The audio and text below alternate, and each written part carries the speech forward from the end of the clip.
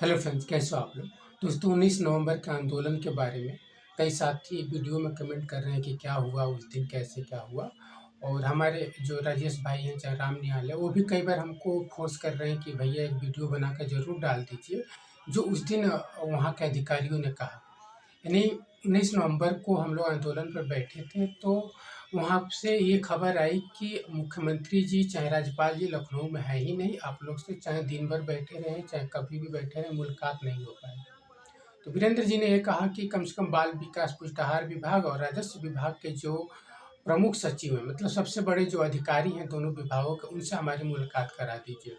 इस पर वहाँ के पुलिस प्रशासन ने वर्क किया और मुलाकात कराई। मुलाकात में सारी बातें रखी गई, तो वहाँ पर उन लोगों ने ये कह दिया कि अगर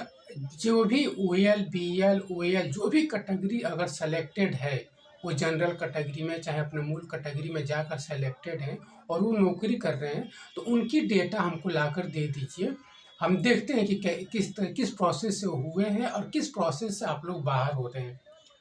ये मतलब वहाँ पे राजस्व परिषद का तो जो पी गुरुप्रसाद थे, उनके जगह पे कोई दूसरा आ गए हैं, तो उन्होंने ये कहा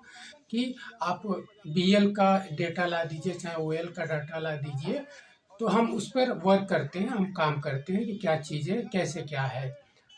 तो अब हमारे साथी ये कह रहे हैं कि वीडियो बनाकर एक डाल दीजिए कि कोई भी साथी अगर लेखपाल में चाहे कहीं भी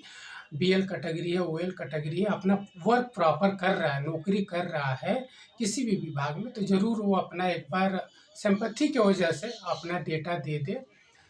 हो सके कई लोग दे भी सकते हैं, क्योंकि बहुत से लोग डरते भी हैं इस चीज़ों के लिए कि हम नौकरी कर रहे हैं, हो सके मेरी नौकरी पे कोई आफत आ जाए, कुछ दिक्कत आ जाए। तो आप एक एजुकेटेड पर्सन है, आपको पता है कि आप अगर नौकरी कर रहे हैं ना, तो किसी भी रूल, नियम, कानून के तहत आपका नौकरी कोई भी सरकार हुआ चाहे कोई भी नियम नहीं छीन सकता है। बस फ़ायदा ये उन दिव्यांगों के लिए हो जाएगा कि आपकी डेटा दिखा करके ना, जिन विभागों में बीएल वालों को, चाहे ओएल वालों को, ओएल वाले को, बीए वालों को बाहर किया गया है ना, उसका चिन्हांकन किया जा सकता है उस पोस्टों के लिए। जो पहले से लोग वर्क कर रहे हैं, नौकरी कर रहे हैं, जब ये शासनादेश नहीं आया था, चाहे शासनादेश आने के बाद भी जो लोग मूल कैटेगरी में सेलेक्ट होकर अपना काम कर रहे हैं, तो वही दिव्यांग को अगर अपनी दिव्यांग सीट माँगने पे ये लोग कह दे रहे हैं कि आप काम नहीं कर सकते हो। बस इतना ही दिखाना है कि जब मूल कैटेगरी, जनरल कैटेगरी में जाकर वो दिव्यांग अपनी नौकरी प्रॉपर कर ले रहे हैं, तो फिर दिव्यांग सीट पर सेलेक्ट होकर वो क्यों नहीं कर सकते हैं।